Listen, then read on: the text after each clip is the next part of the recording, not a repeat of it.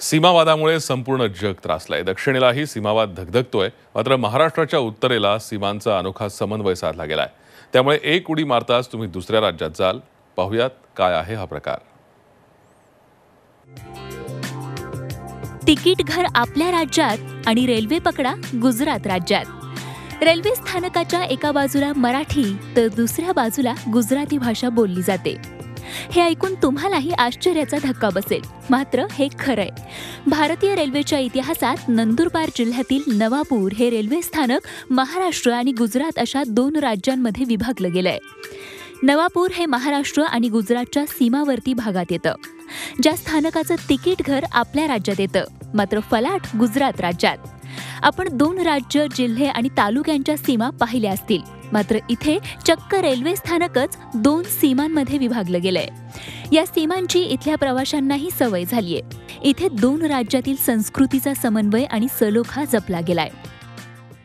ही जी सीमा आहे, या सीमेचं जे काही दखल आहे ती आपले माननीय रेल्वे मंत्री पियुष गोयल साहेब यांनी घेतली आणि त्यांनी याच्याबद्दल मार्गदर्शन करण्यासाठी त्यांनी बरेचसे या ठिकाणी सपोर्ट केला। त्याबद्दल मी त्यांचा आभारी। प्रवाशांमध्ये आणि नागरिकांमध्ये असा उत्साह असतो की या दोन स्थानकाच्या सीमा कशा पद्धतीने जात असतात। नवीन रेल्वे स्थानकाची निर्मिती झाली तेव्हा त्या स्थानकाबद्दलच्या स्पष्ट सीमा रेल्वे विभागाने करून दिल्या आणि त्याचा एक सेल्फी पॉईंट या भागात दिल्यामुळे प्रवाशांमध्ये आता खरोखर निश्चितपणे महाराष्ट्र आणि गुजरात अशा दोन सीमा बघण्यासाठी प्रवासी उतरत असतात। नवापूर हे स्थानक छोटं असलं तरी अनेकांना मोहात पाडणार आहे। त्यामुळे हे स्थानक पाहण्यासाठी प्रवासी आवर्जून इथे येत असतात। मात्र इथे एक्सप्रेस गाड्यांना थांबा नसल्याची प्रवाशांची तक्रार आहे। नवापूर रेल्वे स्थानक हे एकमेव असे रेल्वे स्थानक आहे ज्याला दोन सीमा आहेत।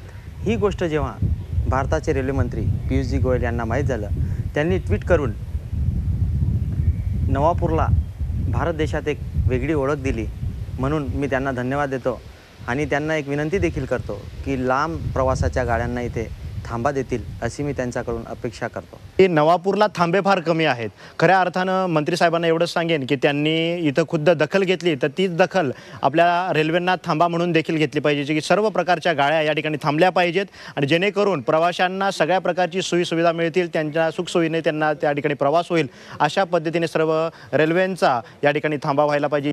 रेल्वे स्थानक दोन राज्यात विभागलं गेलं असलं तरी या ठिकाणी ना कुठला सीमेचा, ना भाषेचा, ना प्रांताचा वाद आहे। त्यामुळे नवापूर रेल्वे स्थानक म्हणजे समन्वयातून विकासाकडे याचं प्रतीकच म्हणावं लागेल। नवापूर नंदुरबारहून प्रशांत परदेशी सह bureau report, Zee media, Mumbai.